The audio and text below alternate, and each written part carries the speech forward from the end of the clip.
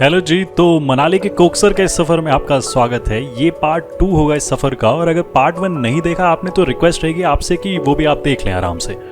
तो पिछले पार्ट में निकला था मैं मेन मनाली से कोकसर के लिए, और होता हुआ आया था वो मनाली के उन टूटे रोड से। काफ़ी जगह बीच बीच में रोड्स या तो गायब हो चुके हैं या फिर आधा रोड निकल चुका है वहाँ ब्यास से। पलचन से आगे का रास्ता एकदम सही है, और यही सोच के मैं निकल आया था इस ब्यूटीफुल सफ़र पर।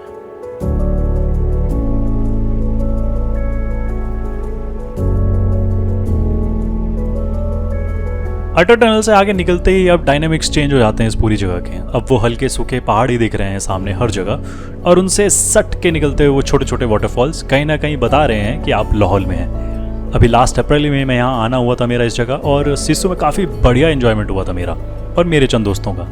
हमने वो सिसु वाटरफॉल पे जाके वो एकदम अद्भुत बर्फ़ से ढका नज़ारा देखा था। अब आते हैं इस कोकसर गाँव पे। था तो बहुत टाइम से पेंडिंग ये गाँव मेरी इस लिस्ट में, और काफ़ी बार आने का हुआ भी था मनाली बीच में, बट प्लान्स हर बार कुछ ना कुछ अलग ही रहते थे। मेन अटल टनल से जहाँ से अटल टनल शुरू होती है जी, तो वहाँ से है ये गांव करीब 12 किलोमीटर्स। अटल टनल कवर करने के बाद आगे जो पुल आता है वहाँ से राइट लेना पड़ेगा, वही रोहतांग जाने वाला रास्ता। और सिसु के लिए तुम्हें पता ही होगा कि वहाँ से लेफ्ट लेना पड़ता है उस ब्रिज से। वैसे तो ये रोहतांग जाने वाला रास्ता अक्सर काफ़ी ढाबेज और कैफे से भरा रहता था। नहीं, वो मनाली जैसा भरा नहीं, बट हाँ बीच बीच में काफ़ी जगह वो ऑप्शंस मिल जाया करते थे ब्रेक लेने के, खाने पीने के, और इसी जगह को वो चाय की चुस्कियों के साथ एंजॉय करने के। बट जब मनाली ही बंद पड़ा है तो बेचारे लाहौल को भी उतना ही इम्पैक्ट हुआ है। आखिर ट्रैफिक तो 90% वहीं से आता है। और रही बात इन लाहौल वाले रोड्स की, तो कोकसर जाने वाला रास्ता को कुछ भी नहीं हुआ है। अगर तुम मनाली से रोहतांग जाने का प्लान कर रहे हो तो अटल टनल वाले रास्ते से तो हाँ प्लान बना सकते हो।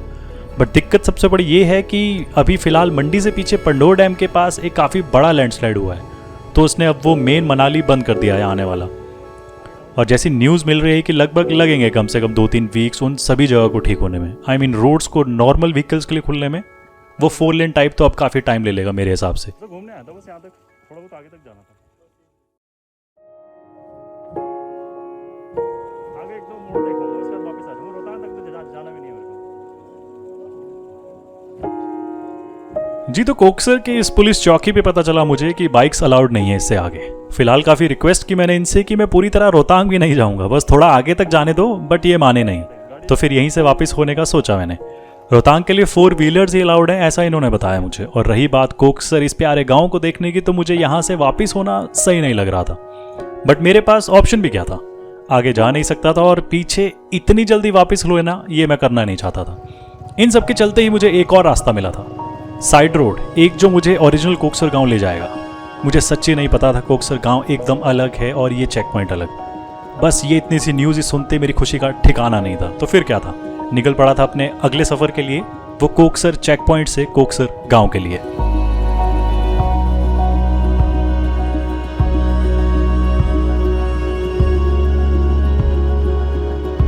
सच्ची इतने टाइम से कुछ प्लान किया हो और सब कुछ सही जा रहा हो, बट फिर कहीं से कोई दिक्कत आए तो जो चीज़ तुमने चाही हो वो तुम्हें कहीं दूर जाती दिखे, तो दुख तो बहुत होता है। बट फिर आता है वो डायलॉग, वो सारा फिल्मी डायलॉग। किसी चीज़ को सच्चे दिल से चाहो तो सारी कायनात उसे तुमसे मिलाने में लग जाती है। और मेरे लिए वो कायनात थी वो साइड रोड। लकी था मैं कि ये साइड रोड मिला मुझे वापस जाते टाइम। लकी था मैं कि आज मैं हूँ लाहौल में। लकी था मैं कि इस खूबसूरत जगह पे आ सका मैं। लकी था मैं कि इस कोकसर गांव को देख सका अपनी आंखों से। और लकी हूं मैं कि शायद शेयर कर पा रहा हूं मैं तुम लोगों के साथ ये सब।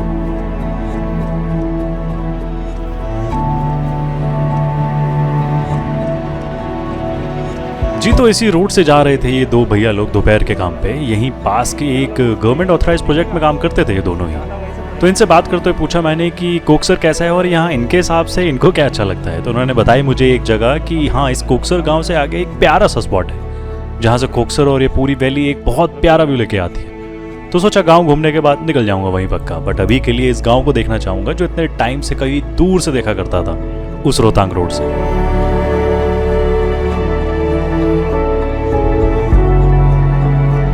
Welcome to Koksar.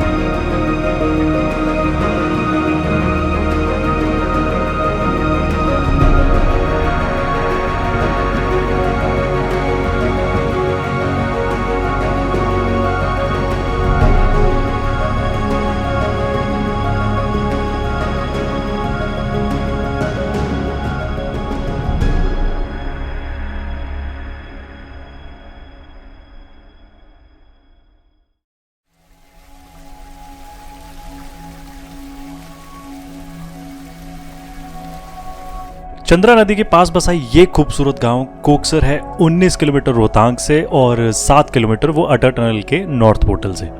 विंटर्स में तो स्नो से पूरी तरह ही ढक जाने वाला ये गांव बस इन्हीं समर सीजन में ही खुला और देखा जा सकता है। बट अभी मनाली फ्लड्स के चलते ना तो मुझे पूरे रास्ते में कोई ट्रैफिक मिला और शायद अभी दोपहर के टाइम इस गाँव में कोई लोग, शायद सब लोग ही काम पे गए हैं या फिर हो सकता है काम की तलाश में काफ़ी आगे पीछे ट्रैवल करना पड़ता होगा सबको ही, क्योंकि प्राइमरीली एक एग्रीकल्चर ही है यहाँ लोगों के पास as a main source of खाने का।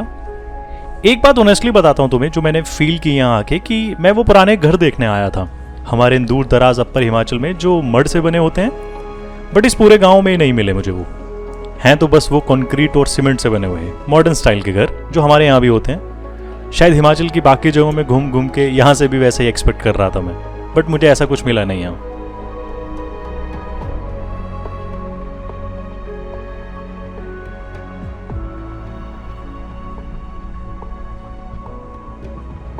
जी तो आगे निकल चला मैं अब इस कोकसर गांव से, उसी स्पॉट पे जो मुझे उन भैया लोग ने बताया था कि वहां से कोकसर गांव का और इस पूरी वैली का बहुत ही प्यारा व्यू दिखता है। जाने का रास्ता था नहीं, एक टूटा सा पुल पे काम चल रहा था, बट कैसे ना कैसे करके मैं बाइक ले आया था यहाँ पर इसके एंड पॉइंट तक, क्योंकि इससे आगे अपना कोई रास्ता है तो बस ऊंचे पहाड़, ये ठंडी चिल्ड हवा, ये लंबी और खूबसूरत वैली और चंद्रा रिवर के पास बसा ये प्यारा सा गाँव कोकसर।